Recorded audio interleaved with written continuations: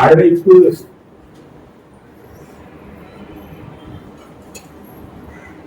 என்ற இதில் பேசினேன். நேற்று ஒரு போன வாரம் ஒரு காரியத்தை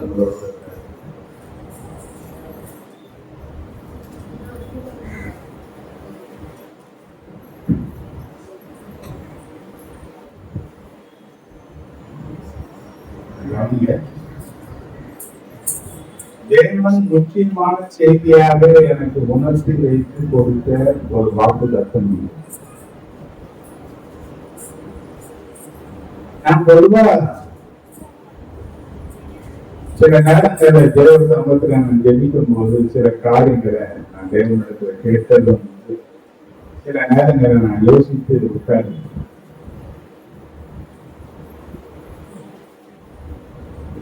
தேவன் ஐஸ்வர்ய சொன்னாங்க.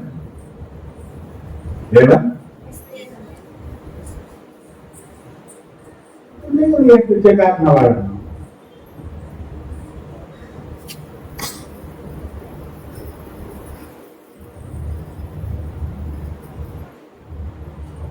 ரெண்டு 14 சொல்லப்பட்டிருக்கு.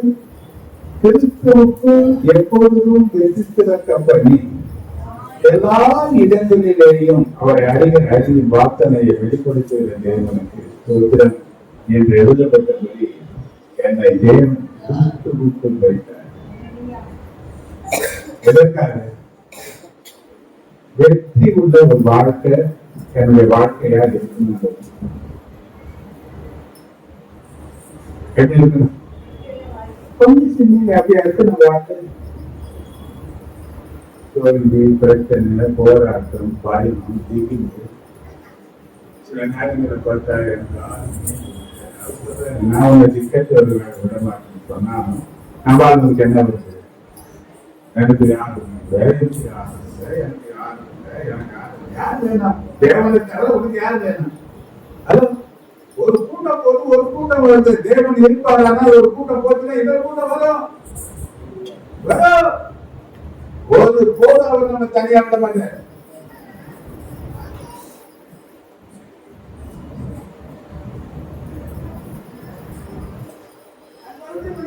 ஊழியத்தின் பாதையில் நம்ம புதிய புதிய உறவுகள் கொடுக்கத்தான் செய்யல.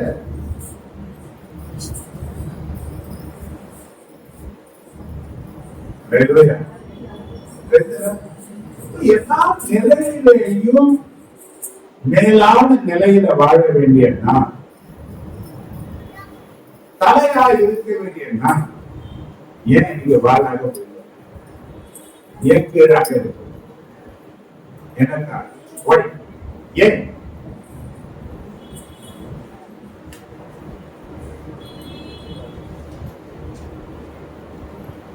எனக்காரன்னு நினைக்கிறீங்க?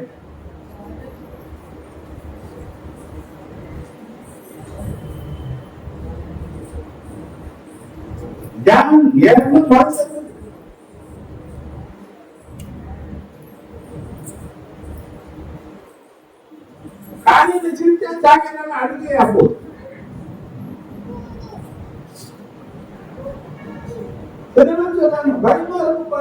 கொஞ்சம் சந்தோஷமாக ஒரே பிரச்சனை ஆகி போகுது.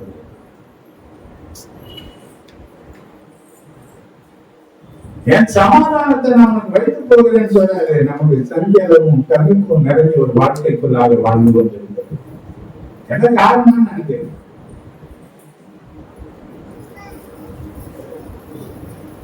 சிந்திங்க, தேவ வார்த்தையை சிந்திங்க. நான் சொன்னேன், தேவனுடைய வார்த்தை ஒரு புண்ணிய கூட பாருங்க. அது மற்றங்களை மாற்றக்கூடிய வல்லமை உள்ளது தேவனுடைய வார்த்தை. ஆனா எதுக்கு நம்ம முக்கியத்துவம் தரல? ஒன்றுக்கும் பிரயோஜனம் இல்லாததுக்கெல்லாம் முக்கியத்துவம் கொடுக்கிற நான்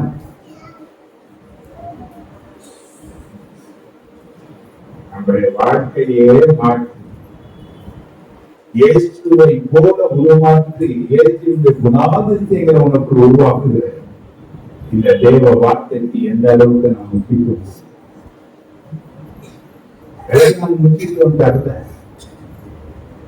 தேவ வார்த்தை சொன்னாரு, அழைப்பு குறித்து பேசணும். அதுவும் பேசிட்டு வரணும். இன்னைக்கு ஏன் நம்முடைய வாழ்க்கையில மேல வர முடியல என்றதுக்கு பல காரணங்கள் இருக்கு. அதை நம்ம யோசிக்கிறதே கிடையாது. ஏன்னா பொதுவா நாம யாரை சார்ந்து இருக்கிறாங்கன்னா தேவனை சார்ந்து இல்ல, நம்மையே சார்ந்து கொள்கிறோம். ஏன் சில நேரங்கள்ல நம்மையே நம்ம தேவனாக்கி தேவன் சொல்லுவாங்க, பாரு நான் பார்க்கிறேன், நான் பார்க்கிறேன், நான் பார்க்கிறேன், என்ன பார்க்க ஒன்ன பார்க்க முடியாது. அவர் அசைகிறான்னா ஒரு அமாவாசையா இருக்கு. 10 காசு முன்னாடி சம்பாதிக்க முடியாது. தேவ கல்வி இல்லைன்னா ஜனமும் இல்ல, போறவும் இல்ல, 10 காசும் இல்லைன்னா வாழ்வதற்கு சாவுதே மேல் என்று நினைக்கிற நிலைக்கு வந்துருச்சு. வாழ வேறு பிடிக்கிறேன்னு சொல்லக்கூடிய நிலைக்கு வந்துருவ. ஏன் அந்த நிலை என்ன? தேவன் அல்லாம ஒரு மனுஷங்க வாழ்க்கை ஒன்று. அவர் வார்த்தையாய் இருந்தது மாம்சமாய் வந்து ஏற்று என்ற பெயரை நம்ம வாழ்ந்து இந்த வார்த்தை எனக்கு நம்ம கையில் இது நம்மளை வாழ வைக்கும். இது நமக்கு சமாதானத்தை கொடுக்கும். இது நம்முடைய வாழ்க்கைக்கு வெளிச்சமாக இருக்கும். இது நமக்கு போதிக்கும். இது நம்மளை உணர்த்தி வைக்கும். இது நம்மை நிலைகளிலே சுற்றி காண்பிக்கும். நம்முடைய குறைவுகளை அப்பட்டமாக நமக்கு சொல்லி ஒரு பெரிய நமக்கு உண்டாக்கக்கூடிய ஒரு பெரிய வல்லமை உள்ள புஸ்தகம் நம்ம கையில இருக்கிற வேத புஸ்தகம். அப்ப இந்த வேத புஸ்தகத்துல கொடுத்த வாக்குதத்தம் தான் இந்த மாசத்துல சொன்னாரு. அழைப்பு குறித்து ஜாக்கிரதையா இருக்கு. அதுக்கு தகுதியா நீ நடந்துட்ட. என்ன நடந்து ஒரு கிறிஸ்தவன் எப்படியும் நடந்துக்கணும்னு எங்கேயும் சொல்றது. எப்படிவான் சர்ச்சைக்கு வந்து நல்ல தாராளமா காணிக்கிறது கொடுத்துரு, அது மட்டும் போதும் அப்படின்னு சொல்றது. ஆண்டவருக்கு காணிக்கிற காணிக்க எனக்குதான் ஆண்டவருக்கு நீதான் உன்னை இறந்தாதான் நஷ்டம். தேவ ராஜ்யத்துக்கு நஷ்டம். அவர் நஷ்டம் அடைய விரும்பல. நீ வேண்டும் சொல்லித்தான் பொறுமையோடு கூட நம்மோடு கருத்தை பேச.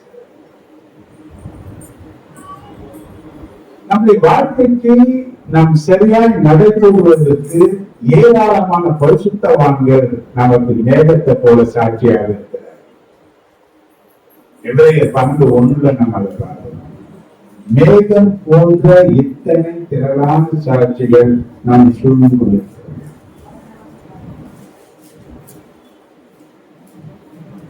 அந்த சாட்சிகளை குறித்ததான காரியங்களை தேவன் நமக்கு எழுதி கொடுத்திருக்கிறார்.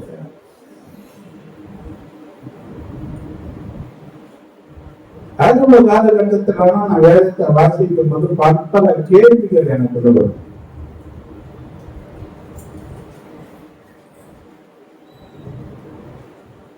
ஆபரகாம் 100 வயசுல குழந்தைய பெற்றாரு. சாராளுக்கு 90 வயசு. சரீரம் செத்து போச்சு, தோலெல்லாம் துருங்கி போச்சு, கர்ப்பம் செத்து போச்சு, இவ குழந்தை பெற்றார். நான் யோசிப்பேன், இது தேவையான்னு சொல்றேன். இது எதற்காக எழுதி வைக்கப்பட்ட சத்தியம் என்பது அன்னைக்கு புரியும். அன்னைக்கு வேத வசனம் எனக்கு ஆவியாக தெரியல, அது எனக்கு மாம்ச கண்ணோட்டத்துல பார்த்தேன். வேத வசனத்தை எப்படி பார்க்கணும்? ஆவிக்குரிய கண்ணோட்டத்துல பார்க்கணும். ஆனா ஆரம்ப காலகட்டத்துல ஆவிக்குரிய கண்ணோட்டம் கிடையாது, மாம்ச கண்ணோட்டம். நிறைய பிரச்சனைகளை நம்ம தவறி போனதுக்கும் தடுமாறுவதற்கும் வளர்க்க வேண்டிய வளர்ச்சி இல்லாம போனதற்கும் இன்னைக்கு வரை நமக்கு மாம்ச கண்ணோட்டம். ஆவிக்குரிய கண்ணோட்டத்துல நான் பார்க்கிறேன். செத்து போன ஒன்றிலிருந்து இன்னொன்றை உருவாக்குவதற்கு தேவன் மகத்துவம் உள்ள வல்லமையுள்ள ஆண்டவர் என்பதை சாட்சியாக எழுதப்பட்ட வார்த்தை தான். இனி நடக்க, இனி முடியாது, எல்லாம் முடித்து போச்சு என்று சொல்லி 1000 பேர் சொன்னாலும் தேவன் சொன்னா அது நடக்க. அவரை கட்டளை தான் இருக்கும் என்ற வார்த்தை யாராலையும் மாற்ற முடியாது என்ற சத்தியத்தை நிலைநிறுத்தக்கூடிய ஒரு வார்த்தை தான் அந்த சாராளுக்கு ஆபிரகாமுக்கும் தேவன் சொன்னவார். அதுல அவங்க உறுதியா இருந்ததுனால அந்த வார்த்தையை பற்றி கொண்டாங்க. அந்த வார்த்தையினால இன்னைக்கு எல்லா சகல ஜாதிகளுக்கும் அவர்கள் ஆசீர்வாதமாக கர்த்தர் மாற்றிருக்கிறார். ஆனா நாம என்ன பண்ணல? ஆபிரகாம் அழைத்த அழைப்புக்கு உண்மையா இருந்தான். அவன் 7 விதமான ஆசீர்வாதங்களினாலே கர்த்தர் அவனை ஆசீர்வதித்தார். அதிகாரம் 12:1-3 வசனத்தை வாசிங்க. கர்த்தர் ஆபிரகாமை நோக்கி, நீ உன் தேசத்தையும் இனத்தையும் தகப்பனுடைய வீட்டையும் விட்டு புறப்பட்டு, கவனிங்க என்ன சொல்ற,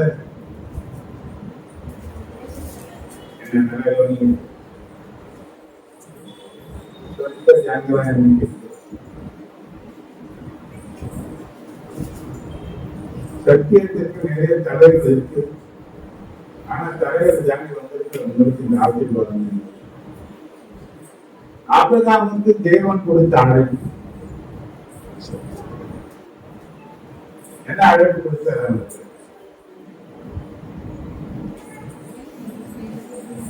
என்ன அழைப்பு ஆபிரகாமுக்கு? சத்தமா பேசுங்க.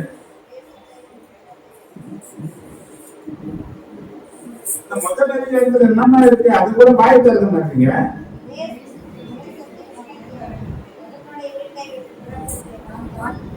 தேசத்தையும் உன் இனத்தையும் உன் தகப்பனுடைய வீட்டையும் விட்டு எதை விடணும்?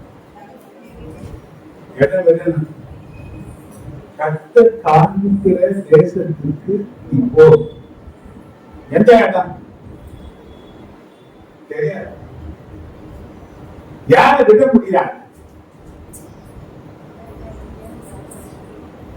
இடத்தை விட முடியாது, ஜனத்தை விட முடியாது, இருக்கிற இடத்தை விட முடியாது. ஆனா ஆண்டவர் அவனுக்கு இதெல்லாம் நீ விடணும், இதெல்லாம் நீ விடணும். விட்டு நான் உனக்கு சொல்லுகிறேன், காண்பிக்கிற தேசத்திற்கு நீ போக வேண்டும். போனா இல்லையா? அவங்க அப்பன் போன நின்றுட்டான் பாதி. அவன் மறைத்த பிறகு ஆண்டவர் ஆபிரகாமோடு நான் சொன்ன வார்த்தைக்கு என் அழைப்புக்கு நீ கீழ்ப்படிவாயானால் உன்னை 7 விதத்துல நான் ஆசீர்வதிக்கிறேன் என்று சொன்னேன்.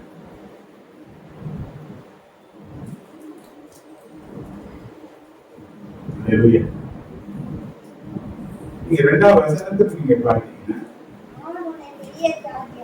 நான் உன்னை பெரிய ஜாதியாக்கி உன்னை ஆசீர்வதித்து 3வது உன் பேரை பெருமைப்படுத்துவேன். நீ ஆசீர்வாதமாக இருப்பாய். உன்னை ஆசீர்வதிக்கிறவர்களை ஆசீர்வதித்து உன்னை சபிக்கிறவர்களை சபித்து பூமியில் உள்ள வம்சங்கள் எல்லாம் உனக்குள்ள ஆசீர்வதிக்கப்படும் என்றார். ஆசீர்வாதம். அப்போ தேவனுடைய வார்த்தைக்கு, தேவனுடைய அழைப்புக்கு கீழ்ப்படுகிற யாரா இருந்தாலும் ஆசீர்வாதங்கள் பரிபூர்ணமாய் அவர்கள் நடவடும். அதே கடந்த நாட்களில் சொன்ன யோனா என்ற ஒரு தீர்க்கதரிசியை அடையாளப்படுத்தி காண்பித்தேன்.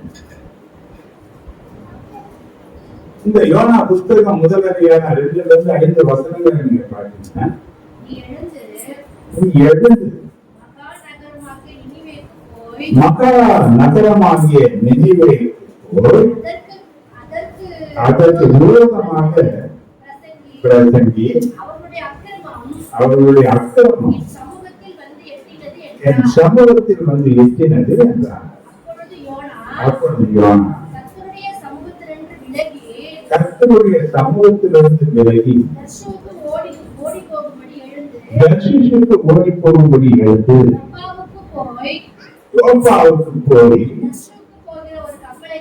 தர்ஷிஷுக்கு போகிற ஒரு கப்பலை கண்டு கூலி கொடுத்து கர்த்தருடைய சமூகத்திலிருந்து விலகும்படி அவர்களோடு தர்ஷிஷுக்கு போக கப்பல் ஏறினார். அப்படின்னு எங்க போக சொன்னார் ஆண்டவர்? இவன் எங்க போனான்?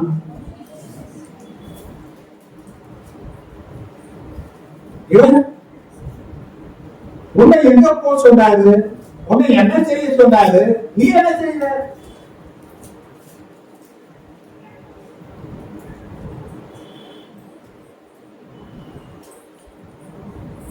இவன் வாழ்க்கையில நம்ம பார்த்தோம்,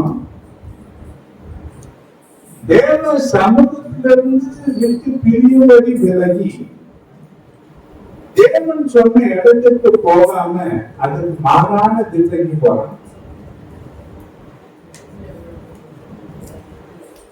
கூலி கொடுத்து டிக்கெட் வாங்கி கப்பல்ல பிரயாணம் பண்றதுக்கு எல்லா ஜனங்களோட இவனும் போயிட்டான். அந்த கப்பல்ல அவன் ஏறினது முதல் மீண்டு கரையில் அவனை காலி தூக்கினது வரையும் நான் வாழ்க்கையில நடந்த சம்பவங்களை பார்த்தீங்கன்னா ஐயோ அப்படின்னு எத்தனை பிரச்சனை பிரச்சனை. நீ ஏமா நம்ம வாழ்க்கையில பிரச்சனை? ஏன் நம்முடைய வாழ்க்கையில போராட்டம்? ஏன் ஒண்ணுங்களுக்கு ஒண்ணு போகுது? நான் என்னமோ நினைக்கிறேன் எல்லாம் நடக்கணும் ஈஸியா பார்த்தா எல்லா பிரச்சனையும் அவங்க நிக்குது. நாம் நினைக்கிற மாதிரி எல்லாம் நடக்காத காரியங்களா தோணுது. சில நேரத்துல சதிச்சு போகக்கூடிய நிலைகள் வருது. சில நேரத்துல எனக்கு எதுவுமே பிடிக்கல என்று சொல்லக்கூடிய சூழ்நிலைகள் உருவாகுது. காரணம் என்ன?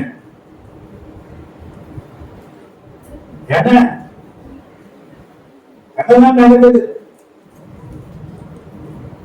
நீங்க அந்த 3வது வசனத்தை வாசிங்க.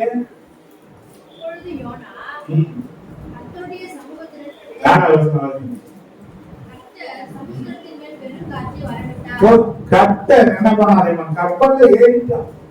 கூலி கொடுத்து டிக்கெட் வாங்கி கப்பல்ல ஏறிட்டான். எங்க போறதுக்கு? தேவன் சொன்ன இடத்துக்கு போறதுக்கா?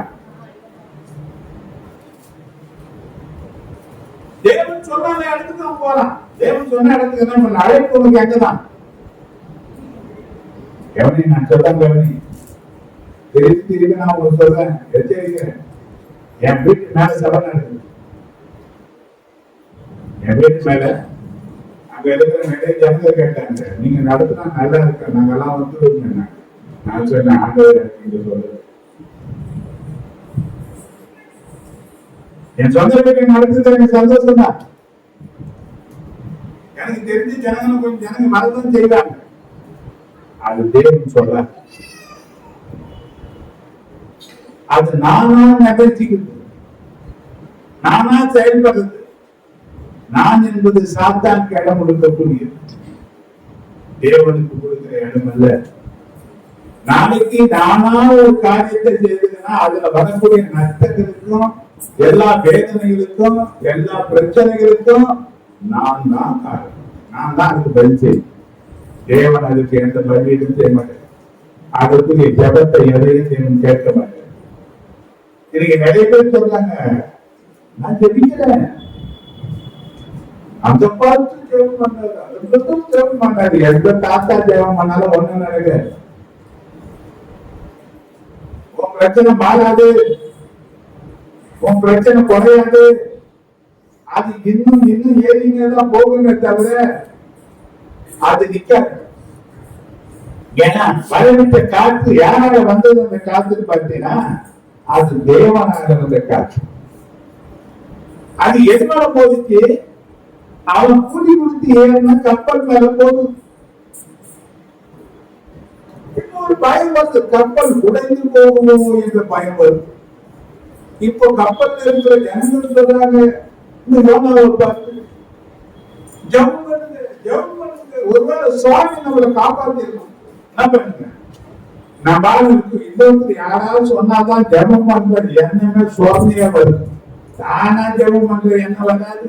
சில பேருக்கு பிரச்சனை வந்தாதான் சில பேருக்கு குடும்பம் உடஞ்சு போயிடும், ஏதாவது ஒண்ணு ஆயிடும், உறவுகள் சிதறி போயிடும், எல்லாம் நஷ்டமாயிடும். எல்லாம் நாசமாகிற நிலை வந்தாதான் நம்ம ஆளுக்கு ஜபம் பண்ற எண்ணமே வருது.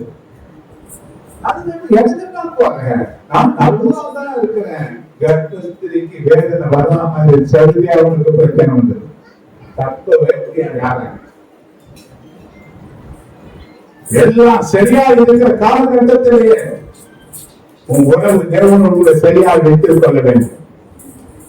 என்ன பண்ணணும்? தேவ சத்தம், அதுதான் தேவனுடைய சித்தம். எதை அறிந்திருக்க வேண்டும், எதை நீ கேட்கணும். கவனிங்க, இதுக்கு யார் யார் கேட்க நீ தேவ சத்தத்தை கேட்க மறக்கிற. வேணும் உங்களோட பேசலையா? பிரசங்கம் உங்களோட பேசலையா? எத்தனையோ நிலைகளில் தேவன் கூட பேசலையா? ஆனா யார் பேசுறதுக்கெல்லாம் செவி கொடுத்து யார் சொல்றதெல்லாம் மனசுல காத்து வைத்திருக்கிற நீ தேவன் சொன்னதற்கு ஏன் முக்கியத்துவம் தராம போற? எல்லாம் பிரச்சனை, எல்லாம் பிரச்சனை.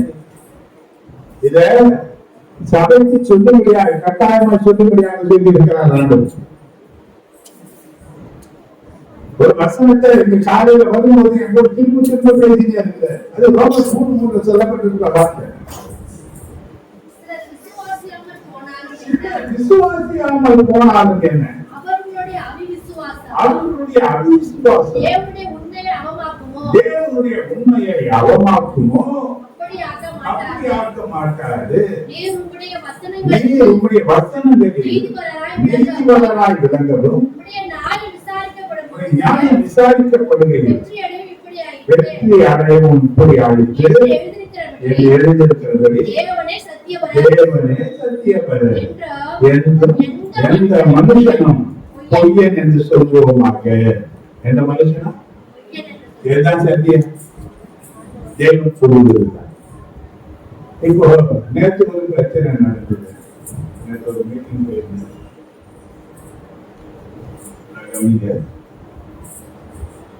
எனக்கு முன்னாடி ஒரு சகோதரன் எனக்கு பிரச்சனை தேவை போட்டிருந்தாங்க. இன்னொரு வாடிக்கை பையன் உட்கார்ந்து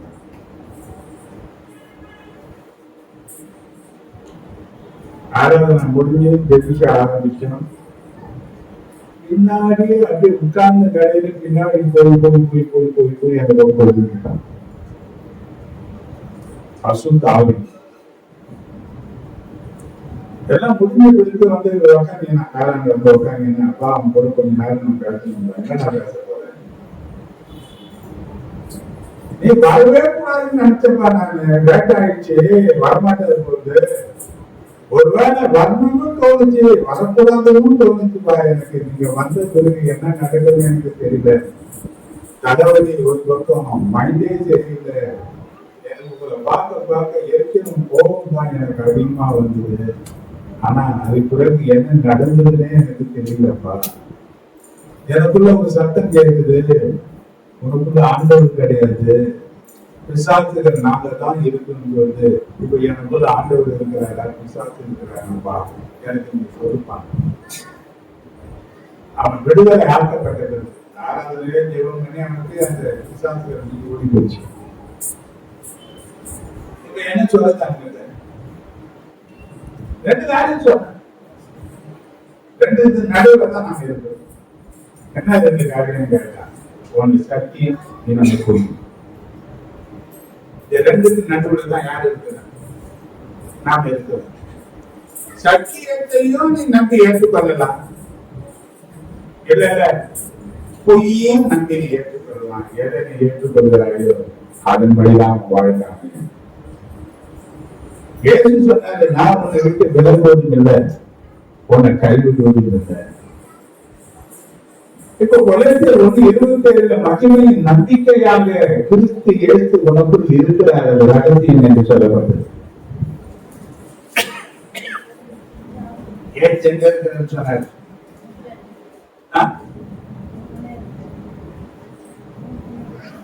கேட்டேன், உனக்கு நான் எதுக்காக ஜெபம் பண்ணேன்னா ஆட்டோமேட்டிக்காக ரிலீஃப் ஆச்சு. பின்னாடியே ஓடி போய் விழுந்துட்டேன். உட்கார்ந்த இடத்துல அந்த தூரம் போயிட்டேன்.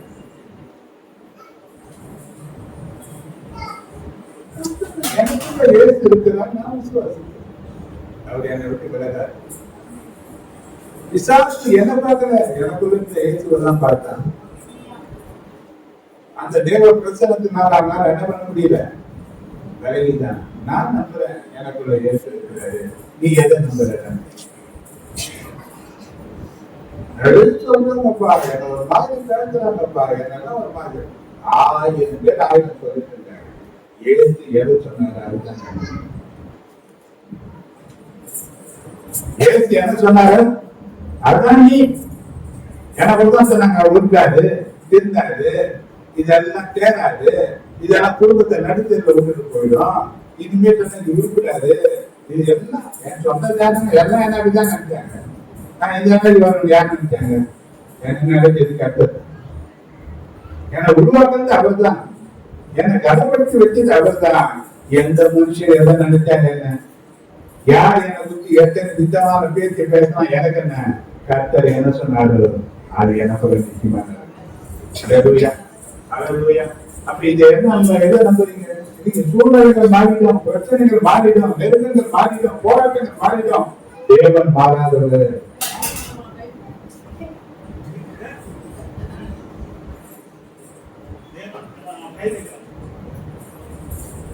தேவன் மாறாதவர். யார் மாறாதவர்? இப்ப இவன் வாழ்க்கையில பாருங்க, அத்தனை நஷ்டம், இவன் கூடி நஷ்டம். அந்த கப்பல்ல ஏராளமான பேர் ஏறி இருப்பாங்க. கப்பல்னா நிறைய ஜனங்கள் ஏறி இருப்பாங்கல்ல. இப்போ ஒரு ஊருக்கு போறாங்கன்னா நிறைய பொருள் எடுத்துன்னு போயிருப்பாங்க, நிறைய தின்பண்டங்கள் எடுத்துன்னு போயிருப்பாங்க, ட்ரெஸ்ஸுங்க எடுத்துன்னு போயிருப்பாங்க, நகைகள் வாங்கி எடுத்துன்னு போயிருப்பாங்க, இல்லையா, பெரிய பெரிய பொருட்கள் வாங்கி எடுத்துன்னு போயிருப்பாங்க. அத்தனை பொருளும் எல்லாம் கடல்ல தூக்கி போடுற வரையிலும், இவனை தூக்கி கரையில தூக்கி விசிறி போடுற வரையிலும் எல்லாமே நஷ்டம். யாராரு நஷ்டம்? ஒரு மனிதனுடைய மீறுதலினால நிறைய இருக்கு. இப்ப உன் மீறுதல் தேவனுடைய வார்த்தையை மீறி நடக்கும் போது உன் நிமித்தமாக உன் குடும்பம் நஷ்டப்படும். நீ ஜெபிக்கலாம், எல்லாம் பல காரியங்களை செய்யலாம், ஆனா தேவனுடைய அழைப்பும் தேவனை போல வல்லமையானது. அழைப்பை நீ அசட்டை பண்ண முடியாது. அற்பமா இருந்த உன்னைதான் தேவன் தெரிந்து கொண்டார். உனக்கு விலையேற பெற்ற ரத்தம் கொடுக்கப்பட்டு இருக்கிறது. உனக்கு விலையேற பெற்றவனாக மாற்றி தன்னுடைய ராஜ்யத்திற்காக உனக்கு தெரிந்து கொண்டு வைத்திருக்கிறார். நீ அவருக்காக செயல்படும்படியாக அர்ப்பணிக்கப்பட்ட பாத்திரம். உன்னை கொண்டு எதை செய்யணுமோ அதை தான் செய்வாரு. விட்டா வேற ஆளுநி ஆட்டவங்க, உன்னை விட்டா வேற ஆளுநி அவங்க. ஏராளமான ஜனத்தில் இருக்காங்க. சொன்னா ஒருத்தன் சரியா, நான் ஒருத்ததான் இருக்கிறேன். என்ன கேட்டான், என்னையும் கொண்டு தேடுகிறாரு. ஆண்டவர் சொன்னாரு, 7000 நாட்கள் பாகாலுக்கு முன்பாக முழங்கால் பண்ணிட்டாரு. 7000 நாட்கள் எனக்கு நான் வைத்திருக்கேன். மறைவான ஒரு பகுதி ஆண்டவருக்கு நான் தான் ஒன்றும் கிடையாது. அற்பமா இருந்த உன்னை, பேதையா இருந்த உன்னை, ஒன்னுத்துக்கும் உதவாக இருந்த உன்னை இன்னைக்கு ஒரு உருவமாக ஒன்று உருவாக்கி இன்னைக்கு தேவனுடைய நாமத்தை உனக்கு தரித்து ஒரு அந்தஸ்துக்குள்ள வைத்து ஒரு கருத்துக்குரிய பாத்திரமாக பயன்படுத்துகிற அந்த தேவனுடைய வார்த்தைக்கு நீ கீழ்படியும் போது இன்னும் மேலான ஆசீர்வாதங்கள் உனக்கு உண்டாகும். அப்படி இல்லைன்னா எல்லாம் போறேன் போராட்டம் போராட்டமே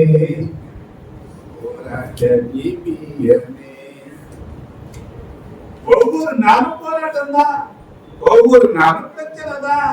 வாழவே பிடிக்கல என்றதான் அறிக்கை தான் வருவே தவிர வாழ்வது நான் கிறிஸ்துவுக்காக அறிக்கை வருவே எங்க வரல. என்ன நடக்குது? இன்னைக்கு எங்க சொல்ல போறாங்க? சபைக்கு வரணும். என்ன ஆராதனை எதுக்கு ஆராதனை பண்றது? நாம எப்படி பாருங்க, குடிகளிலே தேவன் வருகிறார். பிரச்சனையோட தான் நாங்க வரேன். நான் கிளம்பி வரும்போது பலவீனத்தோட தான் வரேன். என்னால முடியல. என்னால நான் இரும்பு இல்லை, நான் மாம்சம், என்னால முடியாது. நான் சொல்லுவது போல பல பிரச்சனைகளை சொல்லி என்னால முடியலப்பா, என் பாதை என்ன தள்ளாட இருக்குது, எனக்கு கீழே இருக்குது, வசனம் சொல்லுது, பாரம் சொல்லுது, என் கருத்து போகுது. நாங்கள் கிடைக்கிறோம், ஆனா எங்களுக்கு என்ன கிடைக்கல? இணைப்பாளர்களே இல்லை, ஒரு சமாதானமே இல்லை. வாழ்க்கையில இன்னைக்கு ஒரு முக்கிய சமாதானம், ஆனா நிறைய குடும்பங்கள் என்ன இல்லை. பார்த்தீங்கன்னா இன்னைக்கு சுயநலமாக வாழக்கூடியதான ஜனங்களாகத்தான் இருக்கிறாங்களே தவிர இன்னைக்கு பொது நலம் கிடையாது. இன்னைக்கு என்ன கிடையாது, தாமரம் தான். நீங்க எப்படியா போயிடுச்சு, உறவுகள் எப்படி இருக்கு இன்னைக்கு, எதை பிரிய முடியாதுன்னு சொல்றாங்க. ஆனா தன்னைத்தானே தன்னைத்தானே என்ன பண்ணுது, தேவையான எந்த நிலையில வந்து வெட்டிக்கலாம், தேவையில்லைன்னா எதையும் வெட்டிக்கலாம். ஏற்றம் வருது, நீங்க என்ன வருது, இந்த உறவுக்காக இன்னைக்கு போராடி எந்த சாதனை கண்டு தேவனுடைய உறவு முக்கியம் இல்லையா? தேவனுடைய வார்த்தை முக்கியம் இல்லையா? தேவனும் தேவன் வார்த்தையும் ஒண்ணுதான். சொன்ன வார்த்தை ஒவ்வொன்றும் உன் நன்மைக்கு தான். நீ மேன்மையா இருக்கணும், உன்னை நம்பிதான் உயிரை உனக்கு கொடுத்த.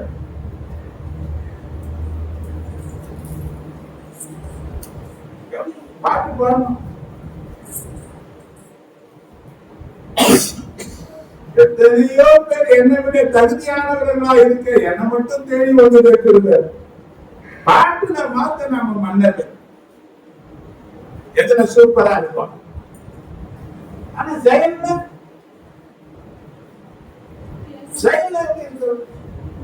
தேடி வந்துதான் திரும்ப உன்னை விசேஷத்தை ஆக்கிதான் திரும்ப உன்னை கனப்படுத்தி வைத்தது திரும்ப நான் நிற்பதும் நிர்மூலமாகாமல் இருக்கிறது திரும்ப. ஹலோ, என்ன விசேஷித்தவராக மாற்றினது திரும்பதான். அது என்ன நான் தேடி போல எனக்கு தேடி தேடி வந்ததுக்கு நான் கொடுக்கிறேன். நான் கொடுக்கிறேன் யார் வாழணும்னு நினைக்கிறேன். எல்லா ஆசீர்வாதங்களும் யாருக்காக அவர் கையெழுத்தாரு. தான் பிறக்கும் போது கூட சத்திரத்துல கூட இடம் கிடைக்காத அளவுக்கு ஒரு மரத்திற்காக பிறந்ததாக ஒரு சரித்திரம் சொல்லி அந்த அளவுக்கு அவர் சொல்லும் போது சொல்றாரு, பறவைகளுக்கு கூடு இருக்குது, நரிகளுக்கு புலிகள் இருக்கு, மனுஷகுமாரனுக்கு தலைசாய்க்கு கூட இடம் இல்லை. எல்லாத்தையும் உண்டாக்குறவருக்கு தலைசாய்க்கு கூட இடமில்லாத அளவுக்கு தருதலாக அவர் ஏந்த பூமியில வந்தாருன்னா உன்னையும் என்னையும் மாற்று வரைக்கும்படியாக எத்தனை அன்பு உன் மேல என் மேல இருந்தா எல்லாவற்றையும் உனக்காக எனக்காக இழந்திருப்பார். அப்ப அன்பு அநியாயம் பண்ணாது, அற்புதமானது தெரியாது, அயோக்கியமானது தெரியாதவங்களாம் பேசுற நாம அப்ப தேவன் சொல்லுவது அயோக்கியமானதா அற்புதமானதா? அது உன்னை உருவாக்கக்கூடியது அல்லவா, உன்னை வழிநடத்தக்கூடியது அல்லவா, உன்னை மேம்படுத்தி கனப்படுத்தக்கூடியது அல்லவா? அப்படி மேம்படுத்தி கனப்படுத்தக்கூடிய இந்த வார்த்தைக்கு உங்களுடைய கீழ்ப்படித எந்த அளவு இருக்கு? அவர் ஒரு இடத்துல வேற இடத்துல இருக்கிறோம்.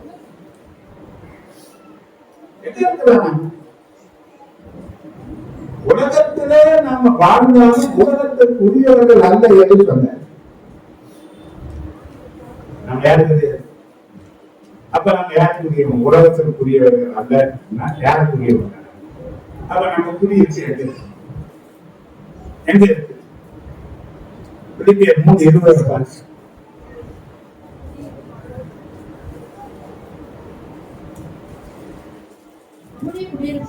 நம்முடைய குடியிருப்போ இந்த பக்கத்துல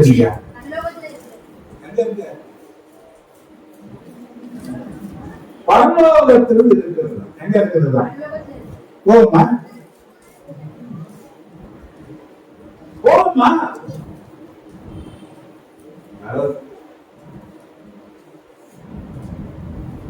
பூலோகத்துலதான் நம்ம வாழ நினைக்கிறோம். பூலோகத்தின் வாழ்க்கைக்காகத்தான் ஒரு பிரயாசங்களை எடுக்கிறோம். இங்கதான் ஊடு பார்க்க நினைக்கிறோம், இங்கதான் ஊடு கட்ட நினைக்கிறோம், இங்கதான் மத்தவனை ஏமாத்த நினைக்கிறோம், இங்கதான் மத்தவனை குடித்தோட நினைக்கிறோம், இங்கதான் எல்லாம். ஏன்னா நம்ம வாழ்க்கை இங்கேயே வேலையும் முடிச்சுக்கணும் நாம நினைக்கிறோம். ஆனா பைபிள் சொல்லுது நீ ஏற்க வேண்டிய பார்க்க எங்க இது உனக்குரியது அல்ல. இது ஒரு நாள் மாட்ட முடிவு போகுது. இது ஒண்ணு இல்லாம போகுது. இங்க நம்ம சேர்த்து வச்சுதான், இங்க நம்ம பிரயாசப்பட்ட எல்லாமே ஒரு நாள் எல்லாமே காணாம போகுது. அப்ப நம்ம வாழ வேண்டிய இடத்துக்கு போகிறதுக்கு வாழ்கிறதுக்கு நாம சேர்த்து வச்ச காரியங்கள் எங்க சேர்த்து வச்சிருக்க, எதுக்காக சேர்த்து வச்சிருக்க?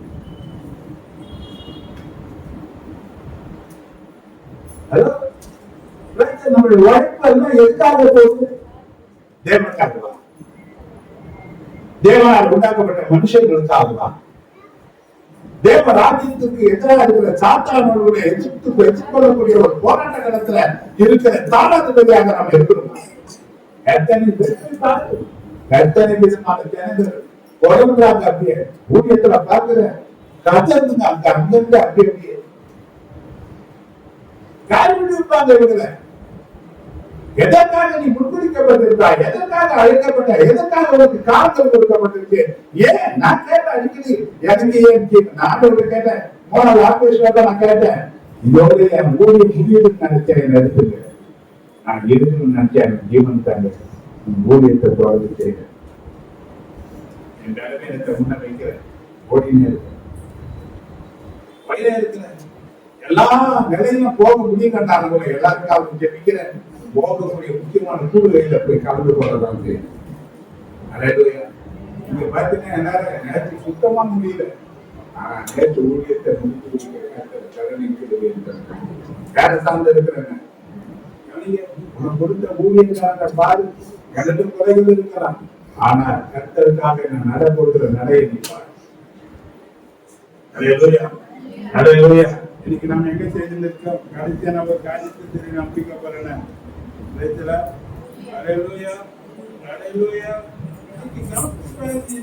வாழ்க்கையில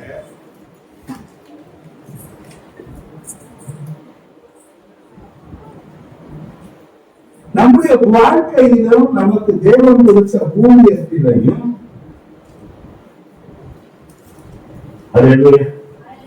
எந்த விளைவுகள் வந்தாலும் நாம கவனிக்க வேண்டிய ஒரு காரியம் ஒண்ணு இருக்கு.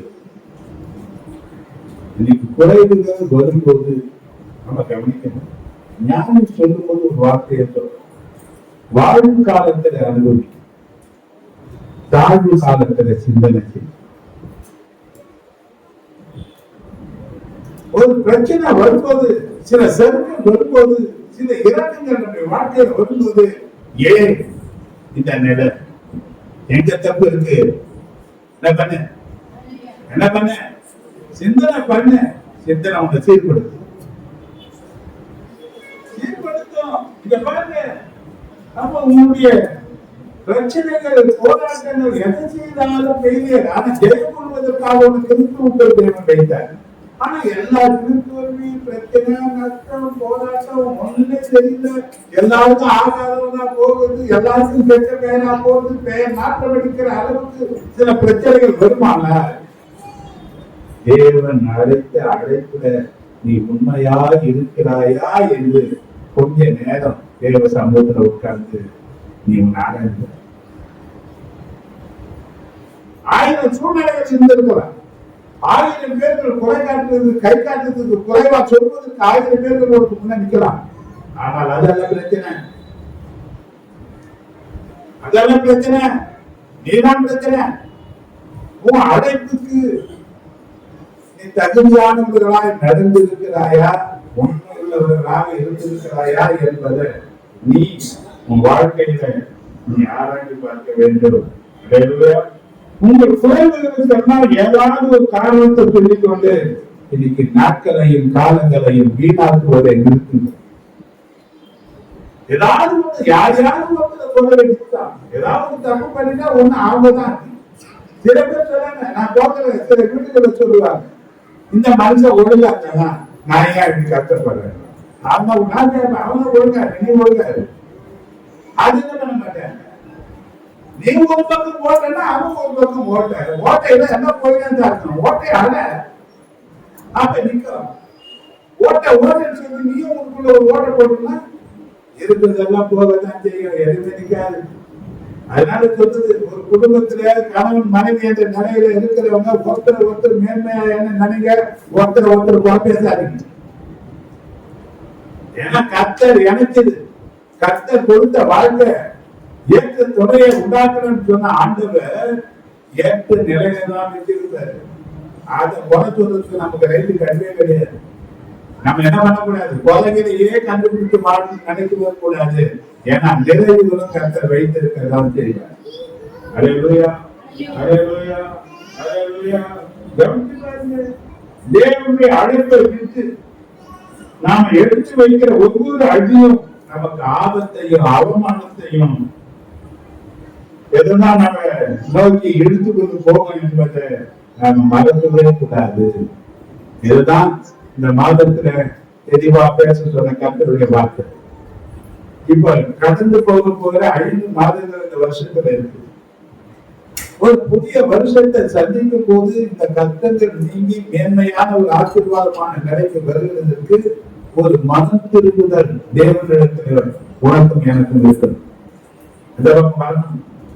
இன்னும் நான் செய்ய வேண்டிய ஊழியத்துல என்ன தவறு இருக்கு, இன்னும் நான் செய்ய வேண்டிய காரியத்துல என்ன குறை இருக்கு, இன்னும் நான் இதை விட எப்படி சிறப்பா செய்யலாம், இன்னும் எனக்கு யாருக்கு தயவு வேணும், ஆண்டவரே நீர் எனக்கு அதை தரணும் என்ற நிலையில தேவ சமூகத்துல உட்கார்ந்து நம்மளை சீர்தூக்கி பார்க்கக்கூடிய நிலை வருமானால் கர்த்தர் நிச்சயமாய் நடக்குவார். செம்மையானவர்கள்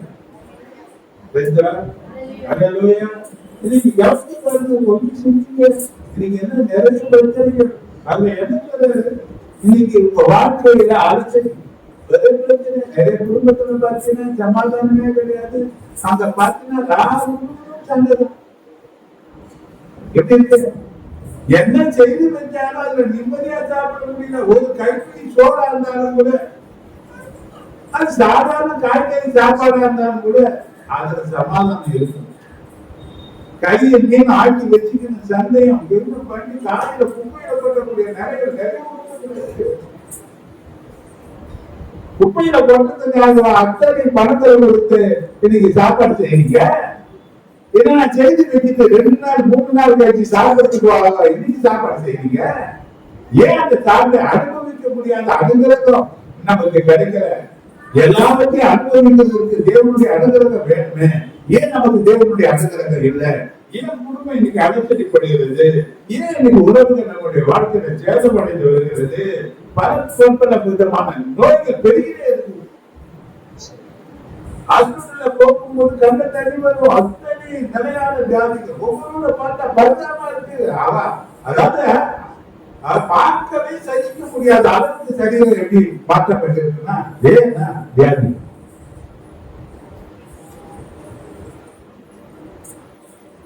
முகம் பார்க்க அத்தனை போனதான் போயிருக்கு. இந்த சரீரம் பார்த்தீங்கன்னா உடம்பு பார்த்தீங்கன்னா ஒருத்தருக்கு குச்சி மாதிரி இருக்கிறது, ஆனா பெட்டு மாதிரி இருக்குது வயிறு.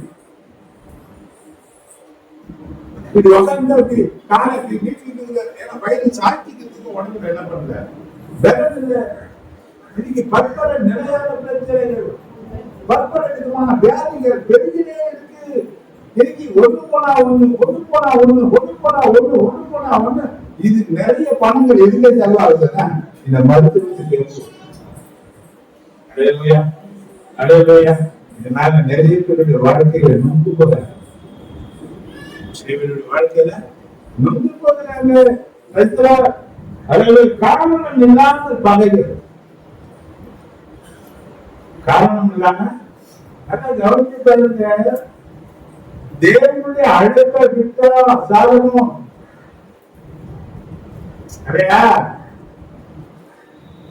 தேவனுடைய ஆலயத்தை கட்டணம் தான். உங்களுடைய ஜனங்களை நடத்துவதற்கு நான் எம்மாத்திரம் எனக்கு ஞானம் வேணும் என்று கேட்டவன் தான், கேட்டதை பெற்றுக் கொண்டவன் தான். அவன் கட்ட அந்த ஆலயத்தை போல எந்த மனுஷனால கட்ட முடியல. அப்படி ஒரு பெருத்த ஞானத்தை உடையாத மனுஷன் தேவன் 2 திசை அவனுக்கு தரிசனமாகி 2 ராஜாக்கள் 11 1 ராஜாக்கள் 11:9 இருக்கும். 2 திசை அவனுக்கு தரிசனமாகி அவன் தான் இருதயத்தை தேவனுக்கு திருப்பி கொண்டான் என்று சொல்லப்பட்டிருக்கு. அதுக்கு பிறகு பார்த்தீங்கன்னா தேவையில்லாத பகைவர்கள் யாருக்கு எழுதினாங்க? அவங்க எழுதினாங்க. வாழ்க்கை எல்லாம் பிரச்சனை பிரச்சனை பிரச்சனை பிரச்சனை பிரச்சனை.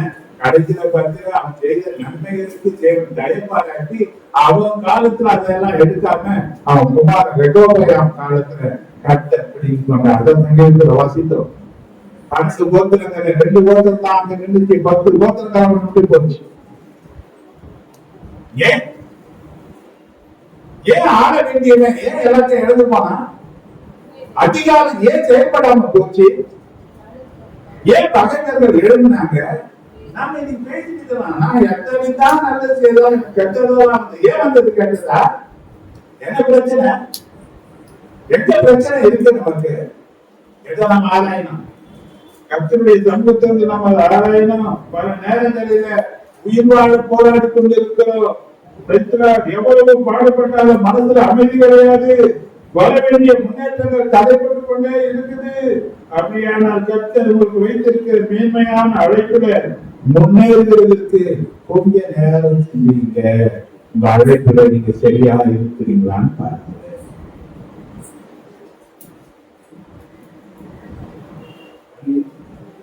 பல முறை சொல்லியிருக்கு. கர்த்தருடைய பார்வையில நான் யார் என்று பார்க்க விரும்புகிறேன். நான் யார்?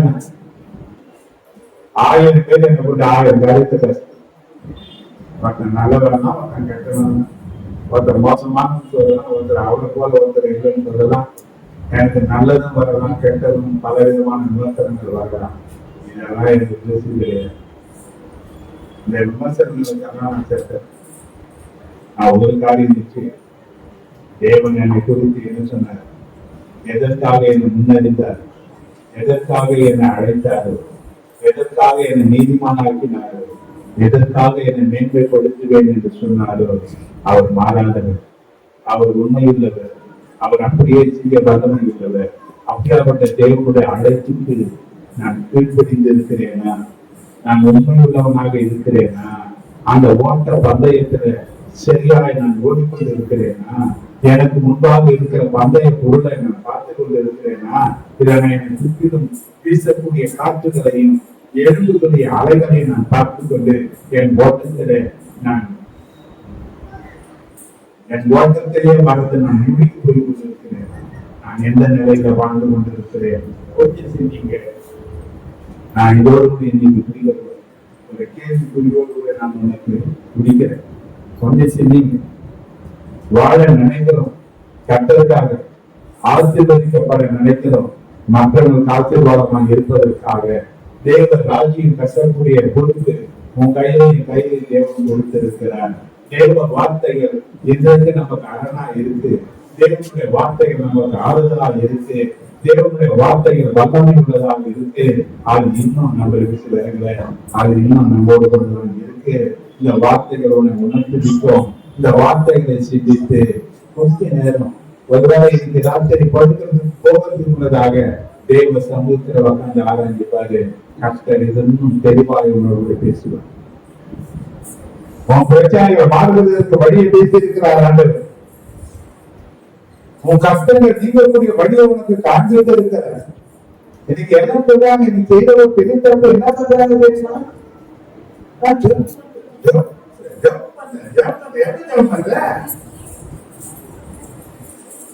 இப்போ யோனாவுடைய கப்பல்ல சொன்னாங்க, பெருங்காற்று அடிக்கும் போது கப்பல் மேல மோதும் போது கப்பல் உடைந்து போகும் என்ற நிலை வந்த போது கப்பலுக்குள் இருந்த மாலுமிகள் அவனவன் தன் தேவனை சொல்லிக் கொள்ளுங்க சொன்னாங்களா இல்லையா? எல்லாம் ஜெபம் பண்ணாங்களா இல்லையா? எல்லாருடைய ஜெபமும் அந்த பிரச்சனை நிறுத்திச்சா?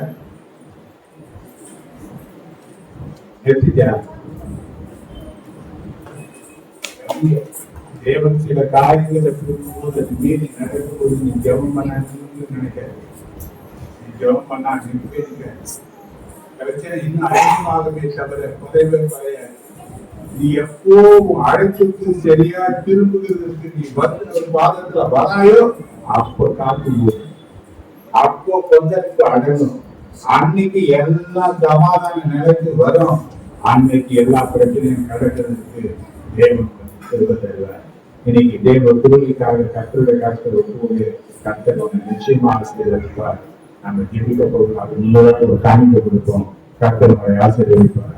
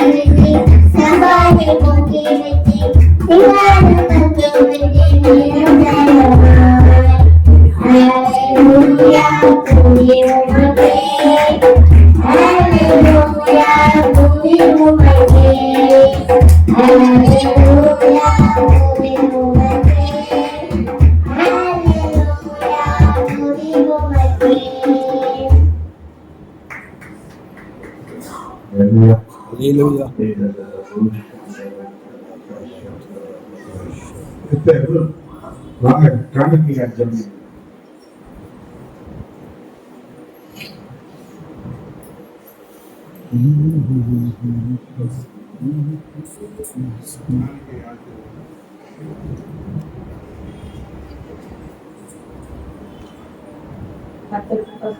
அப்பா இந்த காரியத்தை கொடுத்திருக்காங்க. இன்னும் அதிகமாக ராஜா 100 மடங்கு ஆசீர்வதிக்க வேண்டும். தெரியல ராஜா, நீங்க அதுக்காக ஆண்டவரே இன்னமும் ஆண்டவரே அவங்க தேவைகளை எல்லாவற்றையும் சந்திக்க வேண்டிய ஆண்டவரே, நீங்க ஒருவர் தான்ப்பா உண்மையான தேவன் என்று நாங்கள் விசுவாசிக்கிறோம்ப்பா. அது போல அவங்க தேவை ஒவ்வொரு குடும்பங்கள் தேவைகளை அப்பா நீங்க அறிஞ்சிருக்கீங்க ராஜா. அப்பா வீணான செலவு ஆகாத படிக்க ஒவ்வொரு குடும்பங்களுக்குள்ள அப்பா மீதி எடுக்க உதவி செய்கிறாங்க ராஜா. இது எல்லாவற்றையும் ஒரு கருத்துல ஒப்பு கொடுக்கிறோம். எடுத்து ஒப்பு கொடுக்கிற ராஜா. புதிகள மகனை எல்லாம் உங்களுக்கே